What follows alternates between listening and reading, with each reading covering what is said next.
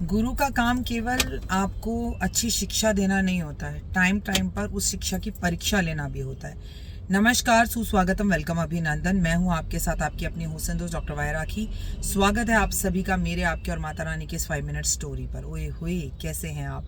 5 minute story में आज एक बड़ी मज़ेदार गुरु की कहानी, और आप में से किसी ने मुझे कहानी भेजी है। कहानी ज़िंदगी के बहुत सारे सवालों के जवाब देगी, और आज मैं आप में से बहुत सारे लोग बहुत सारे काम को करें नहीं करें उसके बारे में सोच रहे होंगे, पर शायद ये कहानी आपको ज़रूर इस बात का जवाब दे देगी। आज है सावन का पहला शनिवार।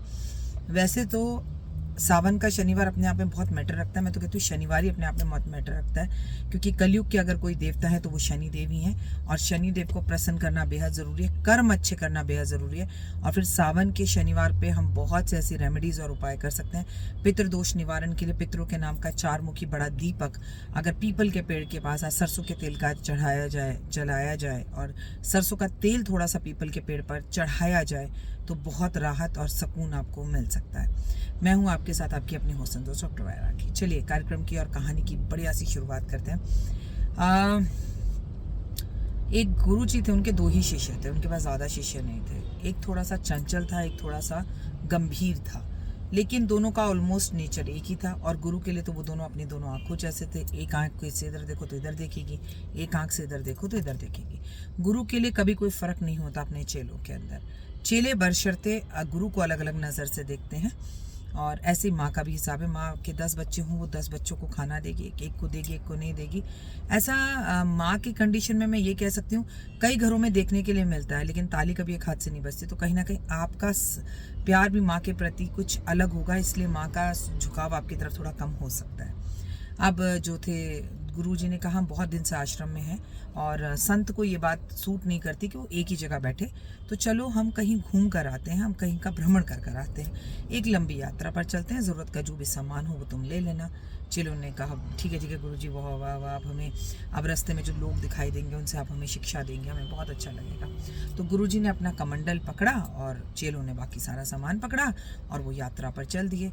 करीबन 3 दिन यात्रा लगातार करने के बाद चलते रुकते एक दिन अपनी चेलों की परीक्षा लेने के लिए गुरुजी के हाथ में जो कमंडल था वो उन्होंने कीचड़ में गिरा दिया। अब जब कमंडल कीचड़ में गिर गया तो दोनों शिष्य एक दूसरे को देखने लगे कि अब क्या करें। वो सोचे ये उठाए, ये सोचे वो उठाए। जो चंचल वाला था वो कहता मैं गांव से किसी को बुला कर लाता हूँ जो कीचड़ में से इसको उठा कर लाए, और वो भाग गया। और जो थोड़ा गंभीर था वो तुरंत कीचड़ में कूदा, और कूद कर कमंडल उठाया, पास में नदी में धोया, खुद को नहलाया, और गुरुजी को लाकर देके चरण स्पर्श करने लगा।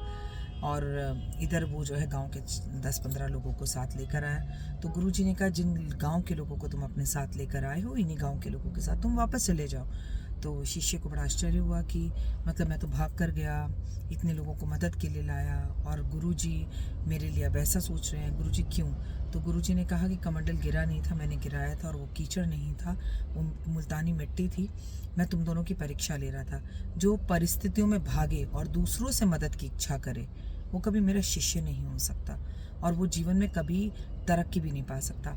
स्थितियाँ चाहे जैसी भी हों, पहला उनसे भागना नहीं है, और दूसरा कोई काम छोटा या बड़ा नहीं होता। संत का मतलब ये नहीं होता कि वो कीचड़ में नहीं उतर सकता। संत का मतलब ये नहीं होता कि वो अपनी खुद के काम खुद नहीं कर सकता, जबकि वो समाज को छोड़ चुका है। उसका कमंडल उठाने के लिए भी वो गांव के लोगों को बुलाएगा।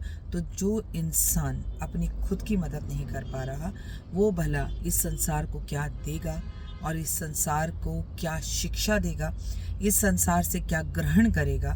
तो आज से तुम मेरे शिष्य नहीं हो।